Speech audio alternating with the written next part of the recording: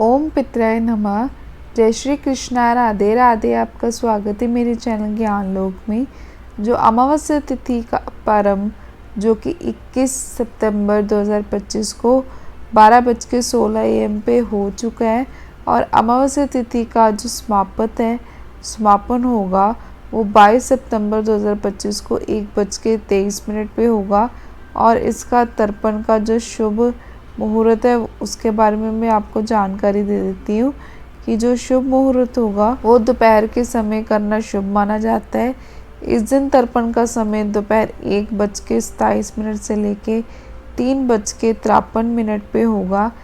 इस दिन आपको कुछ जो उपाय करने और दान करने जिससे आपके पितृ बहुत ज़्यादा आपसे प्रसन्न होंगे और आपके जो बिगड़े हुए काम बन जाएंगे। आपको अगर पितृदोष लगा तो उससे छुटकारा मिल जाएगा। आपके घर में अगर कोई ग्रह क्लेश रहती है तो वो दूर हो जाएगी। आपकी सारी बाधाएं दूर हो जाएगी और आपको पितृ जो आशीर्वाद देंगे सुख समृद्धि से आपका जीवन भर जाएगा।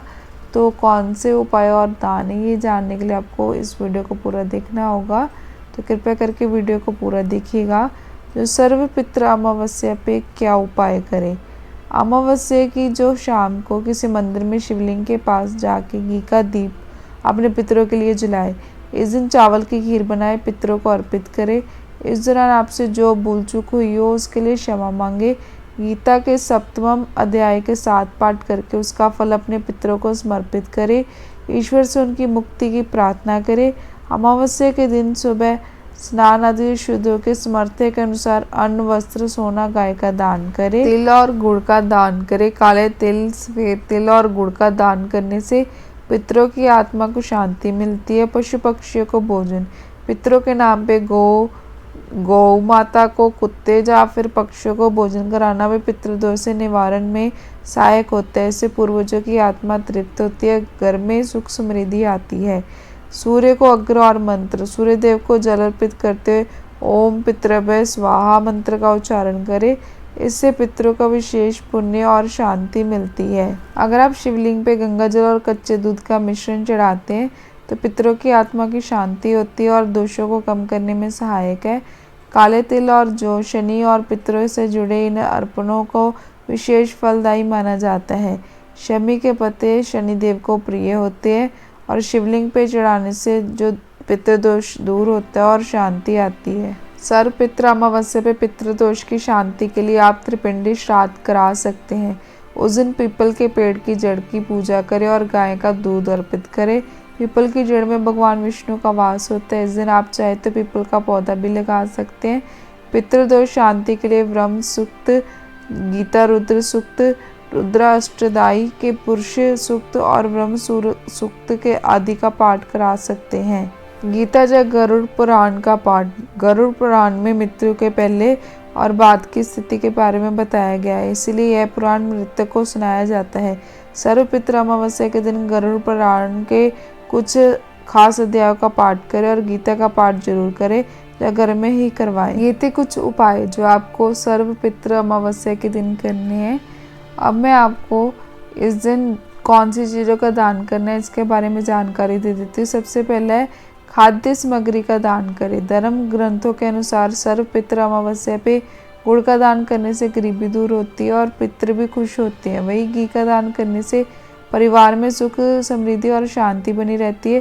पितरों की प्रसन्नता के लिए नमक का दान भी खास माना गया है। गेहूँ चावल का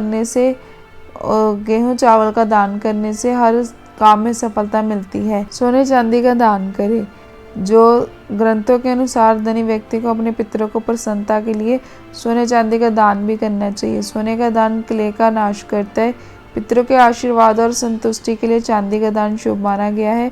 अगर सोने चांदी दान ना कर पाओ तो पैसों का दान भी कर सकते हैं।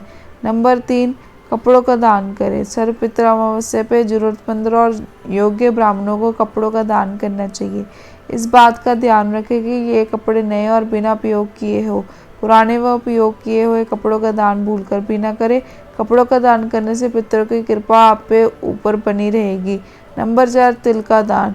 इस दिन तिल का दान करना सबसे शुभ माना जाता है। मान्यता है कि तिल की उत्पत्ति भगवान विष्णु के शरीर से हुई थी, इसीलिए इसे परम पवित्र माना जाता है। पितृ कार्यों में इसका उपयोग जो विशेष रूप से किया जाता है। तिल का दान करने से पितरों की कृपा आप पे सदैव बनी रहती है। घृत दान, जो पितृपक्ष में गाय का जो घी पात्र सहित दान करना चाहिए और इससे पारिवारिक जीवन बेहतर होता है। और रजत दान, जो पितृपक्ष में अगर रजत चांदी का दान करते तो परिवार और वंश मजबूत होता है। चांदी के बाद से जो सफ़ेद धातु की वस्तु भी दान कर सकते हैं।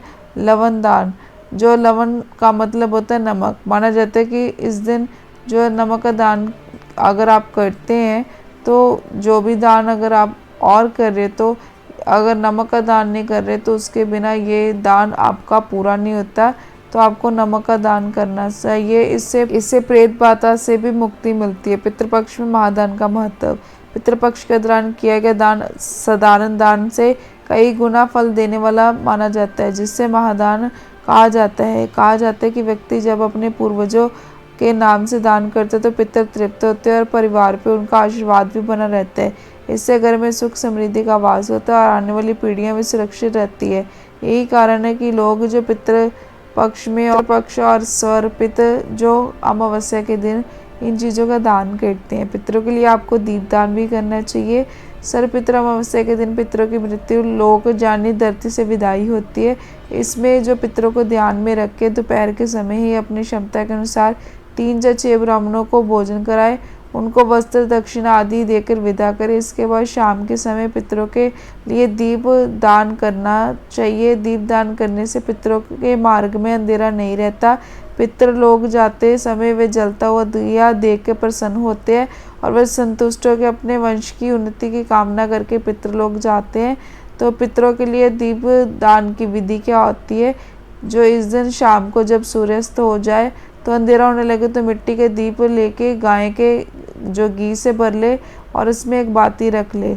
उसे घर के जो बाहर दक्षिण दिशा की ओर रख के जलाए। दक्षिण दिशा को पितरों से जोड़कर देखा जाता है। पितरों को देव तुल्य माना जाता है, इसलिए उनके लिए घी का दीपक जलाना शुभ होता है। लेकिन अगर आपके पास घी ना हो तो आप तिल के तेल या सरसों के तेल का भी दीपक जला सकते हैं। और ये थी दान के बारे में जानकारी जो मैंने आपको इस वीडियो में दे दी कि आपको सर्व पितृ अमावस्या वाले दिन इन चीज़ों का दान करना है, जिससे आपके पितृ प्रसन्न होकर आपको आशीर्वाद देंगे। और अगर आपका मन माने तो आप उपाय कर सकते हैं। हमारा चैनल ज्ञान लोक किसी भी चीज़ का दावा नहीं करता। अगर वीडियो में दी गई जानकारी अच्छी लगी वीडियो को लाइक और मेरे चैनल ज्ञान लोक को सब्सक्राइब करना मत भूलना।